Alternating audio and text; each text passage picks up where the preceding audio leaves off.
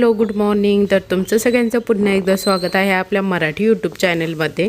तर इकडे आई सकाळी सकाळी मस्त फुलं तोडताय आणि आपल्या घराजवळ म्हणजे आपल्या बगीच्यातली फुलं तोडण्यात काही वेगळाच आनंद असतो। तर आईंनी इकडे सगळी फुलं गोळा केलेली होती महादेवांच्या पूजेसाठी।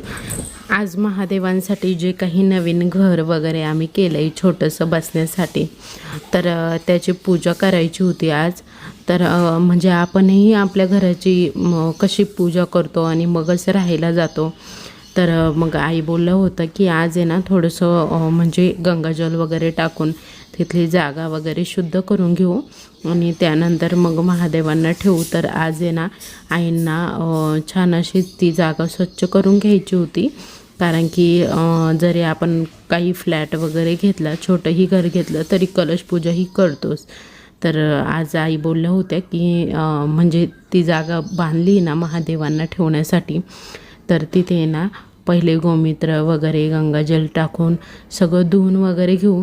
तर आई आता इकडे ना छान अशी सगळी जागा वगैरे पाणी वगैरे टाकून धुवून घेत होत्या। तर पहिले आईने एक बादली पाण्याने छान अशी धुवून घेतलेली होती आणि त्यानंतर पुन्हा एकदा गंगाजलचं वगैरे जे पाणी केलं होतं ते शिंपडून घेत होत्या। आणि आजची पूजा खूप छान असणार आहे, त्यामुळे व्हिडिओ स्किप न करता नक्की बघा। तर हे ना गंगेचं पाणी आहे बॉटलमध्ये। तर आईंनी ते सगळीकडे शिंपडून वगैरे घेतलं, थोडंसं तांब्यामध्ये पण ओतून घेतलं गंगाजल। आणि त्यानंतर आईंनी आता इकडे सगळीकडेच पाणी शिंपडून घेत होत्या, जागा स्वच्छ करून घेत होत्या।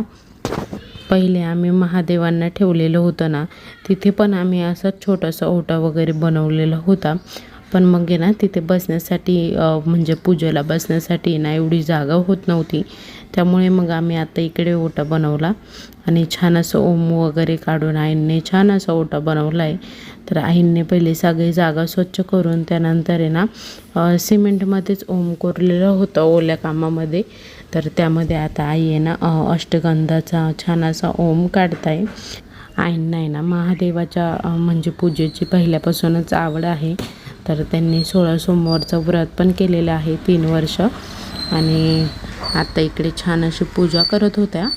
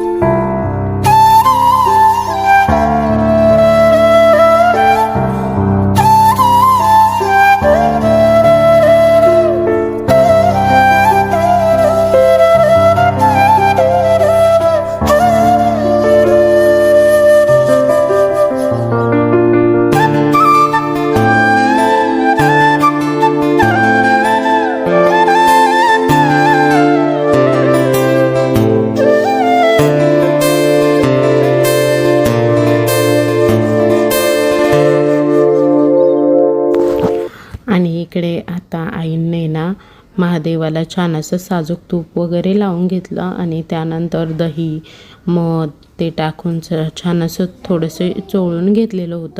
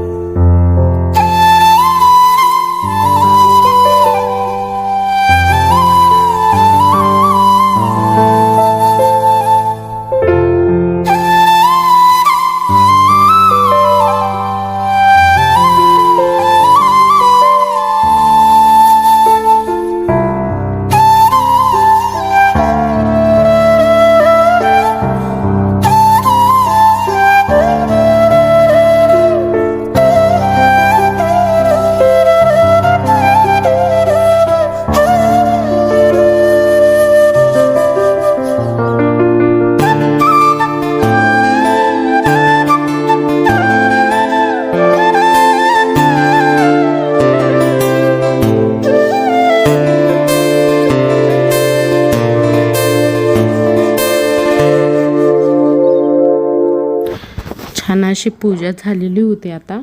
तर खूप प्रसन्न वाटत होतं, कारण की जेव्हा असं घरामध्ये काही छान असं वातावरण होतं ना, त्यावेळेस आहे ना खूप प्रसन्न वाटतं मनाला. तर आईंनी इकडे रांगोळी काढलेली होती. तर आईंचा रांगोळीसाठी एवढं काही हात वळत नाही, पण मग तरीही त्यांनी छान अशी रांगोळी काढलेली होती. आणि इकडे ना महादेवांची पूजा झाल्यानंतर तिथलं वातावरण एकदमच प्रसन्न झालेलं होतं. आणि आईंनी 2 दिवे लावलेले होते. एक तेलाचा लावलेला होता आणि एक साजूक तुपाचा लावलेला होता. तर दोन्ही दिवे छान असे पेटवून दिलेले होते. बाहेर थोडीफार हवा होती, पण मग काच वगैरे असल्यामुळे आणि एका दिव्यावर झाकण असल्यामुळे दिवे व्यवस्थित चालू होते. त्यानंतर आईंनी इकडे छान असे फुलं वगैरे मांडून पूजा छान अशी झालेली होती. आणि सगळ्या झाडांच्या अवतीभोवती ती छान अशी मध्येच महादेवांची पिंड, खूप छान वाटतं, एकदम प्रसन्न वाटतं. त्याच्याकडे पाहिलं तरी मन अगदी भरून गेल्यासारखं वाटतं. म्हणजे कोणीही आलं ना त्या दिवशी तर दर्शन घेत होतं पहिले तिथे, कारण की आत्ता एकदम समोरच पिंड झाली ना. पहिली थोडीशी म्हणजे साईडला होती, ती काही लवकर नजरेत येत नव्हती, पण मग आता खूप छान वाटतं. घरातून बाहेर आल्या पहिले महादेवांचं दर्शन होतं आणि छान अशी पूजा पण झालेली होती इकडे. तर एका साईडने ना छान असं जास्वंदीचं रोप लावलेलं आहे, पण ते अजून छोटं आहे. आणि खाली नवीन घरामध्ये गेल्यानंतर पण मग आम्ही असंच करणार आहे. पण मग अजून खाली जाण्यासाठी वेळ आहे, कारण की तुम्हाला तर माहितीच आहे घरांची कामे भरपूर दिवस चालतात. त्यामुळे मग म्हटलं चला आता 6-7 महिने अजून बाकी आहे, तोपर्यंत मग आईंनी इथे छान असा ओटा केला. तर आता संध्याकाळच्या वेळेस आहे ना छान अशी मी स्वयंपाकाला लागलेली होती. तर काही जास्त शूट घेतलेलं नव्हतं सकाळपासून, आणि त्यानंतर डायरेक्ट संध्याकाळचं शूट घेतलं. तर छान असे आज पनीर काजू मसाला भाजी करायची आपल्याला. त्यासाठी इकडे कांदे वगैरे चिरून ते उकडण्यासाठी कुकरमध्ये टाकलेले होते आणि छान असे थोडेसे काजूही उकडण्यासाठी टाकलेले होते. त्यानंतर एक कांदा वगैरे कापून घेतला आणि इकडे कढई ठेवलेली होती. त्यामध्ये थोडेसे जिरे, तेजपान आणि दालचिनी वगैरे टाकलेलं होतं. त्यामध्ये कांदा वगैरे टाकला आणि थोडंसं आपल्याला लालसर कलरवर फ्राय होऊन द्यायचा आहे कांदा आहे ना लाल कलरवर फ्राय झाला की त्यामध्ये ना आपल्याला थोडंसं आलं लसूणची पेस्ट टाकायची आहे. त्याने ना भाजी छान लागते आणि पेस्ट टाकल्यानंतर आहे ना एकदम छान असं स्मेल येतो. तर इकडे आलं लसूणची पेस्ट मी केलेली होती तर तीही टाकली त्यामध्ये आणि नंतर 2च टमाटे घेतलेली होती. तर ती छान अशी बारीक करून घेतलेली होती. त्यामधलं ते आंबट वगैरे बी असतं ते सगळं काढून टाकलेलं होतं, कारण की मग त्यामुळे ना भाजी खूप जास्त आंबट लागते. त्यानंतर त्याचीही प्युरी करून घेतलेली होती छान अशी, तीही कांद्यामध्ये फ्राय करण्यासाठी टाकलेली होती. तर तीही छान अशी तेल सुटेपर्यंत आपल्याला परतून द्यायची आहे. तर इकडे आता टमाट्याची प्युरी टाकून आहे ना गॅस थोडासा मध्यम याच्यावर केलेला होता आणि इकडे आपले कांदेही उकडलेले होते. कांदे आणि जे काही काजू वगैरे टाकलेले होते ते छान असे उकडले होते. तर आता ते एका प्लेटमध्ये काढून घेतले थंड होण्यासाठी, कारण की एवढे गरम मिक्सरमध्ये काही दळता येत नाही. त्यामुळे मग थंड होण्यासाठी ना एका डिशमध्ये काढून घेतले. त्यानंतर इकडे ना आपली छान अशी प्युरी होती टमॅटोची ती परतलेली होती. त्यामध्ये ना आता लाल तिखट, पनीर मसाला, हळद पावडर, थोडी काश्मीरी पावडर असे सगळे मसाले टाकलेले होते आणि ते टाकल्यानंतर पण थोडेसे परतून द्यायचे होते. त्यानंतर इकडे काजू आणि कांद्याची ना छान अशी प्युरी करून घेतलेली होती तीही त्यामध्ये टाकलेली होती आणि तीही तेल सुटेपर्यंत छान अशी परतून द्यायची आहे. तेल सुटेपर्यंत परतली की त्यामध्ये छान असं आपल्याला थोडंसं पनीर पण किसून टाकायचं आहे, कारण की हा मसाला आहे ना परतायलाच भरपूर वेळ जातो. तेल सुटेपर्यंत परतवायचा असतो तेव्हाच भाजी छान लागते. आणि मिस्टरांना आहे ना म्हणजे मिस्टर बोलत होते की आज आहे ना थोडीशी वेगळ्या पद्धतीची भाजी कर, म्हणून मग म्हटलं चला आज आहे ना थोडेसे कांदे वगैरे उकडून मग भाजी करू. तशीही छान लागते, कारण की कांदे कापून ते भाजून भाजी केली की त्याने ना थोडीशी जळजळ होते, पण ह्या भाजीने अजिबात जळजळ होत नाही. तर इकडे आता छान असं मसाल्यालाही तेल सुटत होतं, तुम्ही बघू शकता. तर तुम्हाला दिसतच असेल. त्यानंतर इकडे ना काजूचा मिक्स मसाला असतो ना तो दुधामध्ये भिजत ठेवलेला होता मी आणि तोही छान 1 कप दुधामध्ये भिजल्यानंतर मी परत प्युरीमध्ये टाकला आणि थोडासा परतून द्यायचा आहे. त्याने ना भाजीला अजून छान टेस्ट येते, म्हणजे अशी थोडासा घट्टसरपणा पण येतो आणि भाजीची टेस्टही एकदम छान लागते. तर आता इकडे छान अशी भाजी आहे ना परतून देत होते. मसाला टाकल्यानंतर पुन्हा एकदा आपल्याला तेल सुटेपर्यंत परतून द्यायचं होतं. मिस्टरांनी मला छान असं पनीर पण आणून दिलेलं होतं, मला त्याचेही छोटे छोटे काप करायचे होते. तर त्याचे ना एक साईडला मी आता काप करून घेणार होती आणि एक साईडला परतून पण देत होती. तर हे बघा असं तेल सुटेपर्यंत मसाला छान असा परतून द्यायचा आहे आपल्याला बारीक गॅसवर. आणि त्यानंतर एका साईडला ना थोडंसं पाणीही गरम करून घेतलेलं होतं मी आणि थोडंसं पनीर पण किसून टाकलेलं होतं, कारण की पनीर थोडंसं किसून टाकले की ग्रेव्हीला छान अशी टेस्ट येते. काजूचेही छोटे छोटे थोडेसे तुकडे करून घेतलेले होते, कारण की थोडेसे परतले की काजू कडक होतात आणि भाजीमध्येही छान लागतात. तर आता पनीर थोडंसं किसून टाकल्यानंतर आहे ना पाणीही गरम झालेलं होतं. पहिले थोडंसं दूध ओतायचं आहे आपल्याला आणि दूध टाकल्यानंतर मग छान असं थोडंसं परतून द्यायचं पुन्हा एकदा आणि मग पाणी ओतायचं आहे त्यामध्ये.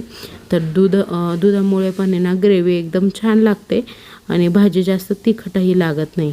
तर आता आहे ना मला हवं तेवढं पाणी मी ओतून घेतलेलं होतं. तर तुम्हाला ही भाजी करायची असेल तर तुम्हालाही पाहिजे तेवढ्या प्रमाणात तुम्ही पाणी वगैरे ओतू शकतात. त्यानंतर इकडे आता आपली भाजी ना मला घट्टच ठेवायची होती, त्यामुळे मग मी काही जास्त पाणी वगैरे ओतलं नाही. तर काजू आहे ना साजूक तुपामध्ये छान असे थोडेसे फ्राय करून घेतले, कारण की ना काजू फ्राय करून घेतले की छान असे कडक होतात आणि भाजीमध्ये काजू लगेच टाकायचे नाही. ज्यावेळेस भाजी पूर्ण शिजून बंद केली जाईल आणि आपल्याला जेवणाच्या 5-10 मिनटं अगोदर भाजीमध्ये काजू टाकायचे. तर इकडे मी थोडेसे काजू गरम करून घेतले आणि ते एका प्लेटमध्ये काढून घेतले. त्यानंतर त्याच कढईमध्ये लगेच तेल ठेवलेलं होतं मी आणि तेल गरम झाल्यानंतर लगेचच पनीर तळण्यासाठी घेतलं. तर पनीरही छान असं थोडंसं ब्राऊन कलरवर तळून घेतलेलं होतं, कारण की जास्त पण पनीर तळलं की ते रबरासारखं होतं. पण मग असं थोडंसं नॉर्मली तळलं की ते जास्त काही असं कडक होत नाही. आणि पनीरही मलाई पनीर आणलेलं होतं ना, त्यामुळे छान लागतं. पॅकेटचं पनीर आणलं की ते एकदम रबरासारखं होतं, पण सुट्टं पनीर आणलं की ते छान लागतं. कारण की आमच्या इथे ना छान पनीर भेटतं, मलाई पनीर. तर आता इकडे ना दोन तीन वेळेस करून मी पनीर छान असं तळून घेतलेलं होतं.